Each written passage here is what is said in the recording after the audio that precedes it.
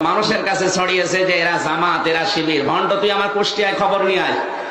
আমার 14 বংশ আওয়ামী লীগ। 16 কোটি মানুষের জননী প্রধানমন্ত্রী শেখ হাসিনা যে স্বপ্ন দেখেছে, এটা বাস্তবায়নের জন্য যে কাজ করবে না, সে যে দলের লোক হয় হোক, ও জাহান্নামে যাবে। জানা শোনার পরে জালেমের পক্ষে সাফাই গায়, জালেমকে সাহস দেয়। নবীজি জানিয়েছেন, তিরমিজি শরীফের হাদিস, কেউ যদি জেনে শুনে জালেমকে সাপোর্ট দেয়, তার পক্ষ নেয়, তাকে ভালোবাসে, সহযোগিতা করে, ও নবীর উম্মত থেকে বের হয়ে যায়। আপনি বাস্তবতা দেখেছেন। এরপরও অনেকে জালেমের পক্ষে সাফাই গাচ্ছে, স্ট্যাটাস দেয়, এখনো গোপনে ভিডিও বার্তা পাঠাচ্ছে। আপা, আপনি পাল্টাবেন না, আপনি ঘাবড়ায়েন না, আমরা আছি। আপনি ঘাবড়ালে আমরা নরম হয়ে যাই। শয়তান তো দেখেনি। ওই ভিডিওতে যারা দেখলাম, আমার মনে হয় শয়তান যদি আমি দেখতাম তো ওই রকমই হইত। এটা টাটকা নির্ভেজাল শয়তান। আমি কোরআন হাতে নিয়ে গ্যারান্টি দিতে পারি, আল্লাহ আপনাকে জাহান্নামে দেবে না। সাফ কথা বলছি, জীবনে গুনাহগার যদি হয়ে থাকেন, গুনাহ অল্প স্বল্প যাই থাক, যদি একামতের দিন কায়েম করা লাগবে দিন, এই আন্দোলনের সাথে একনিষ্ঠভাবে ইখলাসের সাথে লেগে থাকতে পারেন, আমি কোরআন হাতে নিয়ে গ্যারান্টি দিতে পারি, আল্লাহ আপনাকে জাহান্নামে দেবে না। সূরা সফের আয়াত।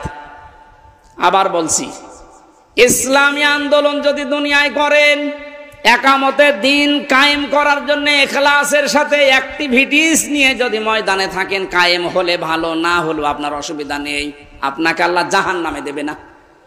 হ্যাঁ, জান্নাতেও দেবে না কয়েকটা কারণে। তার ভেতরে 1 নাম্বার, আপনি যদি মা বাবার সাথে বিয়াদবি করে থাকেন, জান্নাত পাবেন না।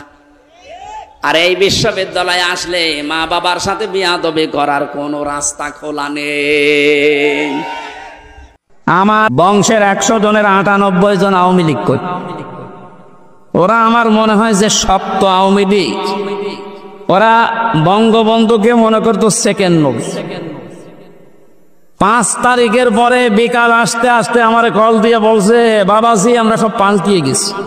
পাল্টিয়ে গেছে মানে এখন আমরা সব জামাত ইসলামী করি। কিসের জামাত? আর এটা করেছেন এই 15.5 বছর আগে, ওটা শোধ হবে, এরপরে জামাত ইসলাম। যারা বহন করে তাদেরকে আমরা সংবাদ, যারা বহন করে তাদেরকে আমরা সাংবাদিক বলি। এই অর্থে নবীজি সাংবাদিক ছিলেন। আমরা যাকে আদর্শ নেতা হিসাবে মানি, মুহাম্মদুর রাসূলুল্লাহ সাল্লাল্লাহু আলাইহি ওয়াসাল্লাম, তাকে আল্লাহ যে নাম দিয়ে দুনিয়ায় পাঠিয়েছিলেন, তার নাম নবী। নবী শব্দের শাব্দিক অর্থ বলেন, জিজ্ঞাসা করলে আমরা সবাই অনেকে জানি। নবী মানে সংবাদ বাহক। সংবাদ যারা বহন করে তাদেরকে আমরা সাংবাদিক বলি। এই অর্থে নবীজি সাংবাদিক ছিলেন। আর আপনারা যেহেতু একেবারে ঘটে